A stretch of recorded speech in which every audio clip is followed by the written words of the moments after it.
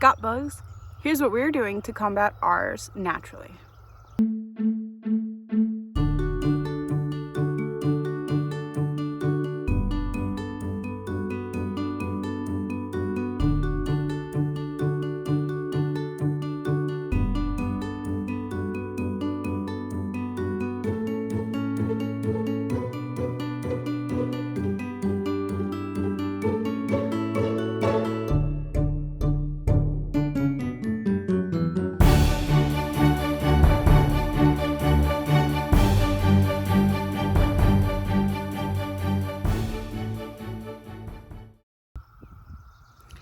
We've mostly dealt with aphids and this little kind of beetle, which I definitely can show you. I have a bunch right here next to me. So the aphids, one thing that we did, I have a video, I can link it below. It's called The Great Aphid Takeover.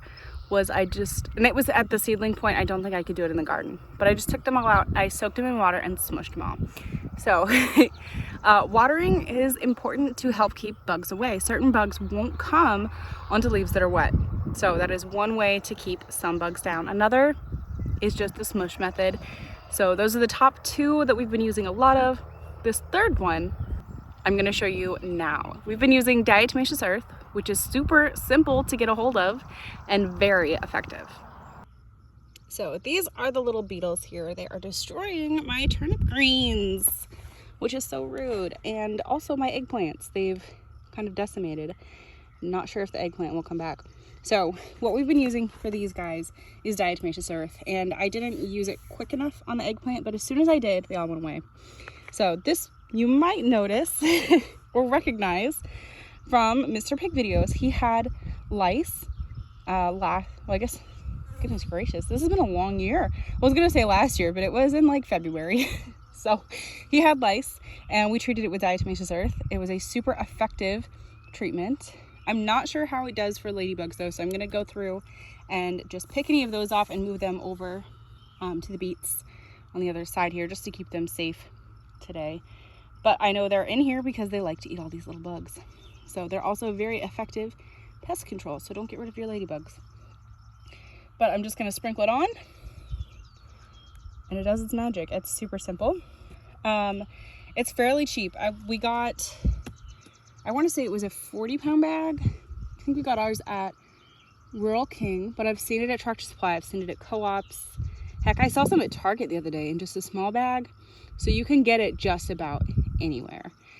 You just want to make sure it's a good quality source and that it's pure.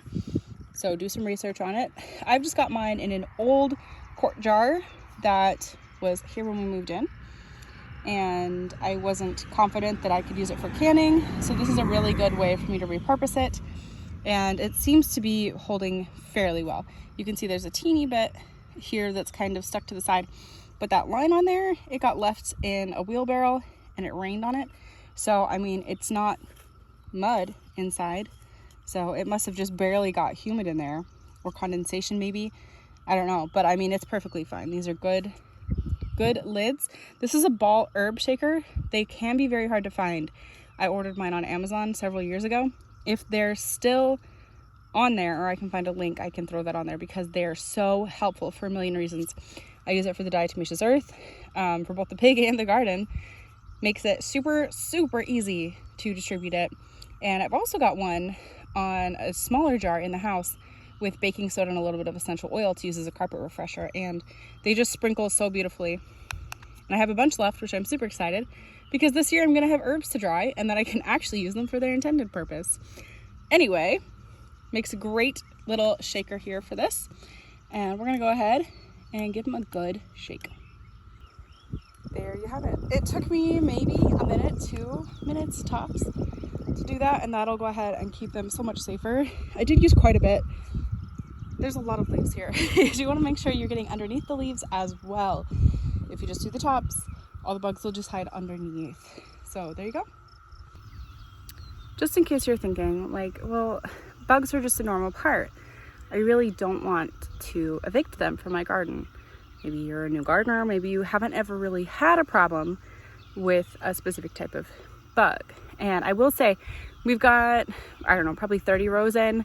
only 2 of them have bugs. So I could totally see where if you'd never had this problem, you're probably like, this seems a bit extreme, which it's diatomaceous earth. I'm not out here spraying chemicals all over the place.